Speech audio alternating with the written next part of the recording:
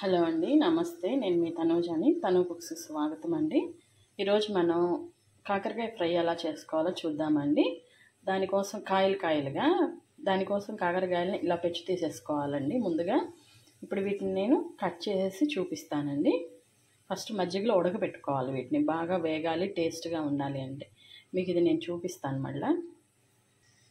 Hello అండి, ఇదిగోండి. ఇప్పుడు నేను ఈ ముక్కలు ఇలా కట్ చేసుకున్నాను కదా. కాకరకాయ కాయగా వేస్తే మనకు వేగదు ఒక్కొక్కసారి.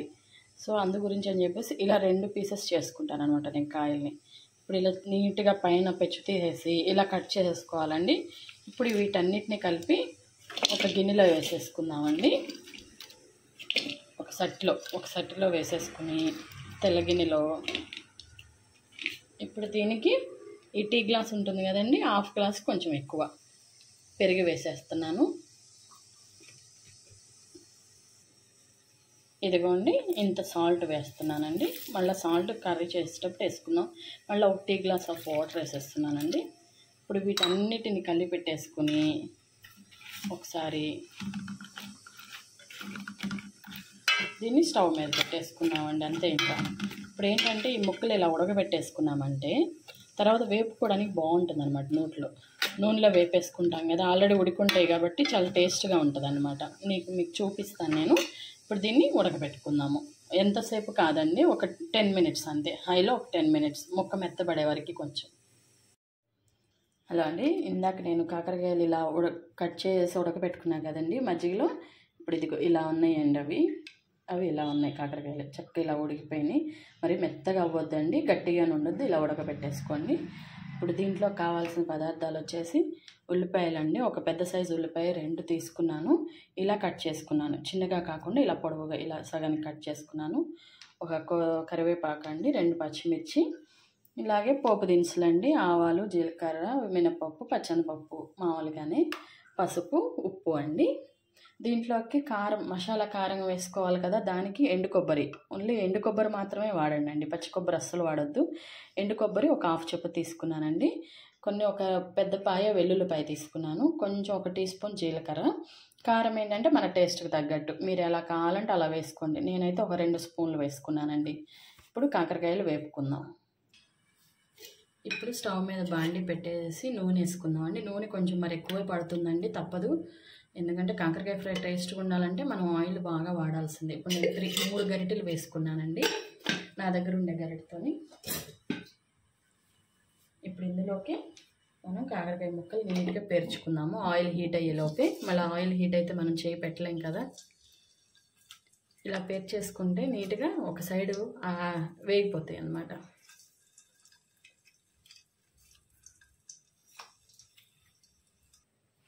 చూసారు కదా, నేను ఇలా పేర్చుకున్నానండి. ఎందుకంటే నీట్గా ఈవెన్గా వేగుతాయి అనమాట ఒక సైడు ఏవైనా సరే. ఇప్పుడు హైలో పెట్టేసుకుందాం అండి. ఆల్రెడీ ఉడికినాయి కాబట్టి కాకరకాయ మనకి హైలో పెట్టుకు వేపుకున్నా కానీ బాగానే ఉంటుంది. చక్కగా దగ్గరుండి వేపుకుంటే సరిపోతుంది. ఇప్పుడు ఇవి వేగుతూ ఉంటాయండి. మనం ఈ లోపు ఆ మసాలా కారం పట్టుకోవడం ఆ ప్రాసెస్ ఉంటుంది కదా, అది చూసుకుందాము.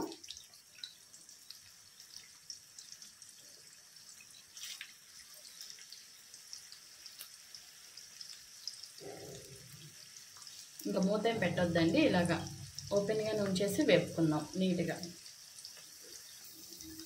ఇలా అండి. ఇప్పుడు మన కాకరకాయలు ఇలా వేపుకున్నాం కదండి. ఇప్పుడు టర్న్ చేసుకుందామండి వెనక్కి.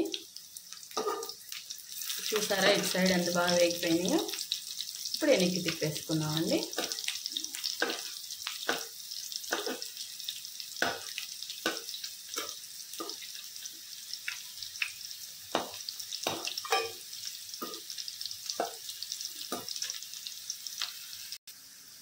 ఇదండి, నేను ఇలా అన్ని టర్న్ చేసుకున్నాను కదండి.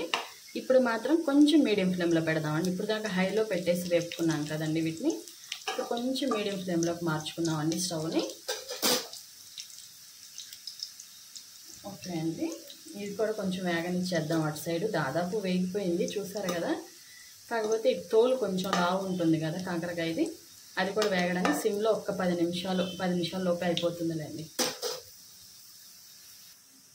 ఇలా అండి, ఇప్పుడు మన కాకరకాయలు వేగిపోయినాయి అండి. ఇంకా తీసి పక్కకు పెట్టేసుకుందాం. చూసారు కదా, ఇలా రెడ్ బ్రౌనిష్గా వేపుకుంటే చాలండి, మాడకుండా. కాయ పైన తోలు కూడా మంచి కలర్ వచ్చింది చూసారు కదా. ఇంక ఇప్పుడు వీటిని తీసేసుకున్నామండి ఆయిల్లోంచి. కాయలు కాకుండా ఇలా ముక్కలైతే కారం పడుతుందో లేదో అనుకుంటారేమో, చాలా బాగా పడుతుందండి. కర్రీ కూడా బాగుంటుంది. ఇప్పుడు ఇదే నూనెలో మనం కూర వేసేసుకుందామండి.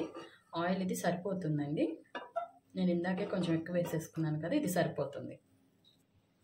ఇప్పుడు ఇందులోకి తిరగమాత గింజలు వేసేసుకుందామండి.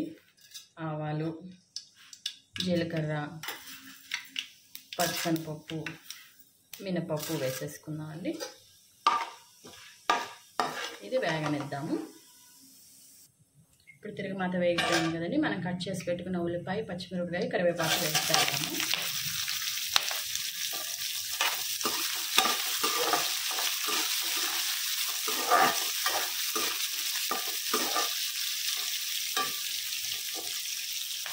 ఇందులోకే పసుపు కూడా వేసేసుకున్నామండి.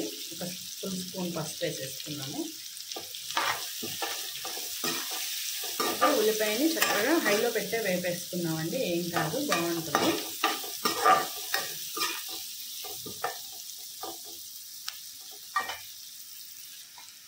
ఇప్పుడు మన ఉల్లిపాయ వేగిపోయిందండి. మనం ఆల్రెడీ వేపు పెట్టుకున్న కాకరకాయ ముక్కలు వేసేద్దామండి.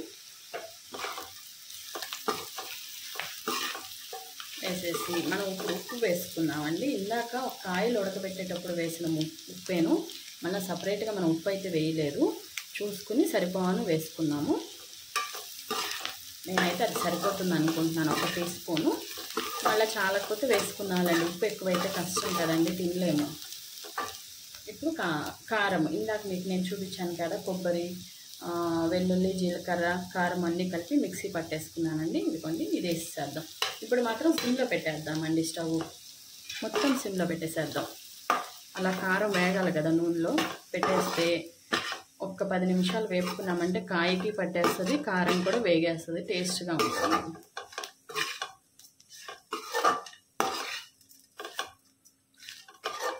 ఇప్పుడు దీన్ని ఒక 5 నిమిషాలు వేగనిద్దామండి.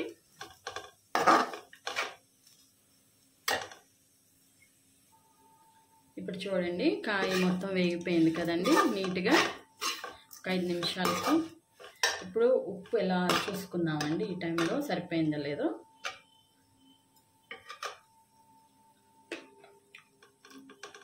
చాలండి, బాగుంది, ఉప్పు కూడా సరిపోయిందండి. ఇప్పుడు మనం కట్ చేసి పెట్టుకున్న కొత్తిమీర జల్లేసేద్దామండి.